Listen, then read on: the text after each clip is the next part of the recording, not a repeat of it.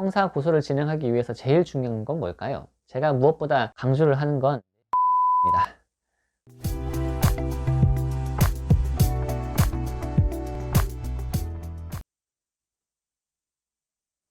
안녕하세요. 변호사 박주원입니다.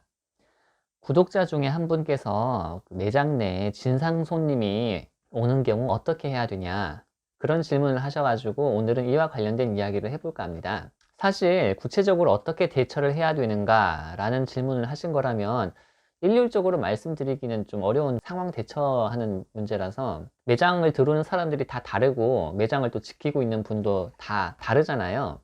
성별, 나이, 체형, 성격, 마동석 같은 사람이 나는 그냥 인상 한번 쓰니까 알아서 가던데 라고 해서 제가 그런다고 그게 먹힐 리가 없잖아요. 그래서 법률적인 부분에 맞춰서 이야기를 해보겠습니다. 우선 한번 상황 설정을 해볼게요.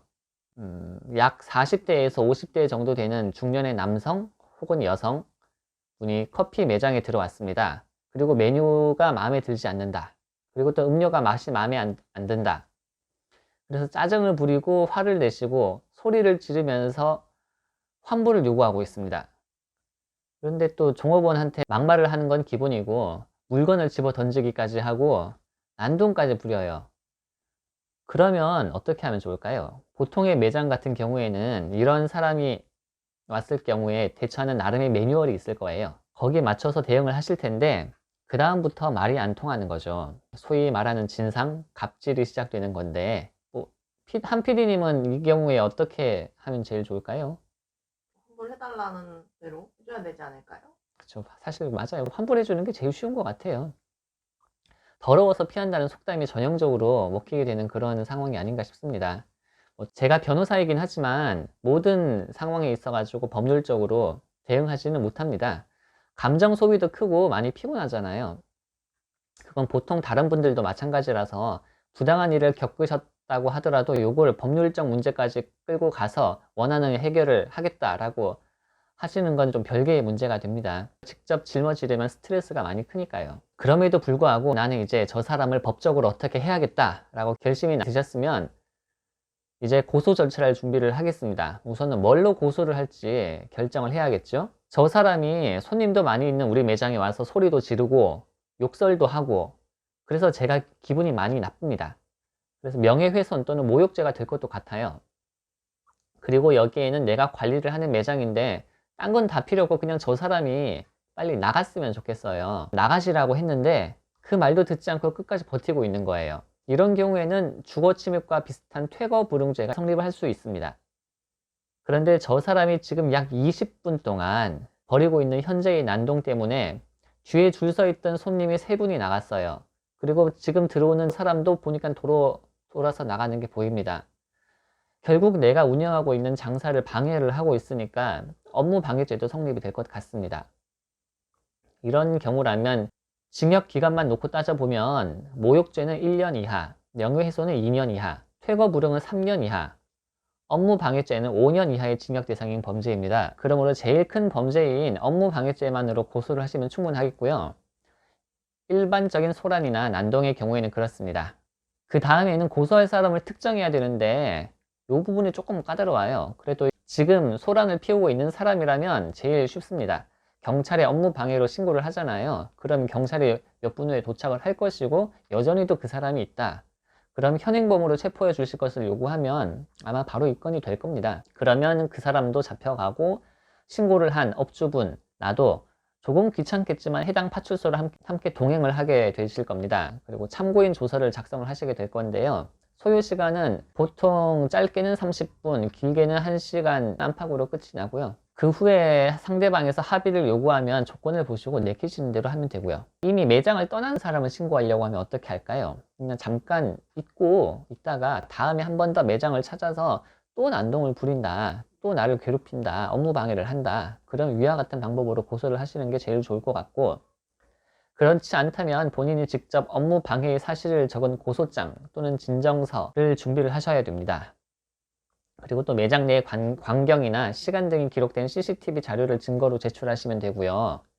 문제는 그 사람이 누구냐, 그 사람을 어떻게 특정할 것이냐. 난 저 사람 이름도 모르고 아무것도 모른다, 얼굴만 알지. 그 점을 알아내는 방법이 현실적으로 어려워요. 고소장에는 그냥 성명불상이라고 그렇게 상대방을 적으면 되고요. 그 뒤에는 범죄자를 찾아내는 수사기관의 몫입니다. 그 정도만 신고를 하실 경우에는 결과 처리가 많이 늦어지거나 현실적으로는 또 입건이 안 될 수도 있어요. 업무방해죄라는 게 나한테는 큰 상황이지만 전체 수사 상황에서 봤을 때는 좀 짜잘한 범죄로 보이기 때문에 그렇게 수사 의지가 없으신 경우도 가끔 있고요. 그래도 만약에 전화번호라도 알고 있다라고 하면은 뭐 매장을 몇 번 찾았던 사람이라 가지고 무슨 기록이 남아 있다라고 하면은 그 기록을 그 성명불상 옆에 전화번호라도 기록을 하시면 훨씬 더 빨라집니다. 경찰에서 그 전화번호 주인을 조회해서 그렇게 절차가 진행이 되거든요. 이름도 모르는데 전화번호를 알 수 있을까요? 그렇죠. 가끔 있어요. 현금 영수증 정보가 있다거나. 진상부리인데 그 와중에 현금 영수증 끊어달라 하면 좀 웃길 것 같아.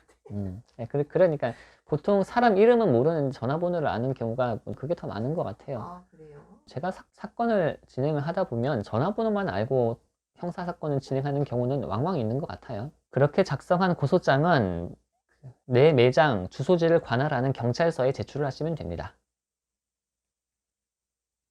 형사 고소를 진행하기 위해서 제일 중요한 건 뭘까요? 범죄자가 누군지 안다? 뭐 맞아요. 그거하고 증거들이 제일 중요한데 제가 무엇보다 강조를 하는 건 내 정신 건강, 멘탈입니다. 그리고 그 다음이 증거예요. 마음이 약한 분들은 고소를 하신 다음에도 신경을 많이 쓰시거든요. 그럴 것 같아요. 막 자꾸 꿈에 나오고. 진짜. 저 사람이 내 가게를 또 찾아오면 어떻게 하냐, 또 밤에 나 몰래 찾아오면 어떻게 하나 신경을 많이 쓰시는데 만약에 처음 보는 사람이 나한테 벌이는 범죄고 별 크지 않다라고 하면 형사 진행을 안 하시기도 하고, 그리고 정말 마음이 약하신 분들이라면 좀 한 번 더 숙고해 보시라고 권하기도 합니다. 어떻게 들리실지 모르겠습니다만 그 범죄를 많이 저지르는 사람들은 자신의 범행 대상이 될 사람들을 귀신같이 알아보더라고요. 그게 내 인생에서 얽히지 않으시는 게 제일 좋은 것 같아요.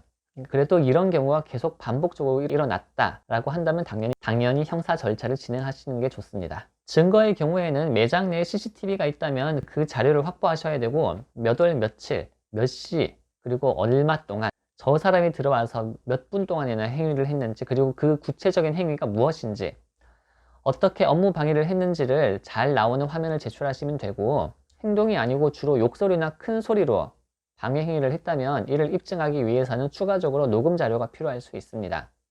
이것도 저것도 없는 상황이라고 하면은 그냥 내가 가서 참고인 진술로 상황을 설명하는 방법도 있습니다.